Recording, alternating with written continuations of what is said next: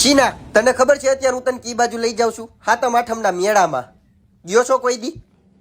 હાતમ આઠમનો મેળો એટલે? પેલા તમે સાઈની સવો કા સૌથી પેલા આવે રાંધણ છઠ એમાં બનાવે તીખી પૂરી મેંદાની પૂરી શક્કરપારા ને છેવડો પછી ઢોકળી શાક ને સૂકી ભાજી ટાઢું ખાવાનું છે 2 દી.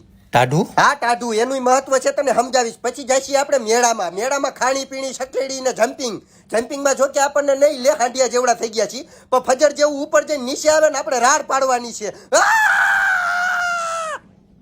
હું રાન નહીં પાડું હો. મારી ભેગું આવું હોય તો રાડ પાડવી જ જોઈ છે નકર તાર સકેડીને પૈસા તું જ દેજે હું નહીં દઉં. અમાર ચાઇનામાં તે ઘણી મોટી રાઈડું છે અને ફજર ફારકાઈ છે. અહીં છે ફજર ફારકા પણ મોતનો કૂવો જોયો કોઈ દીતે સાંભળ્યું છે? આ બાજુ મને શીખવાડે ફજર ફારકાનું તઈ. સર તમારો ઓર્ડર. ચૂકી ભાજીને થેપલા દઈ છે ને ભેગું કોઈ જ ને સાહેબ મેળામાં જાઉં છું. તઈ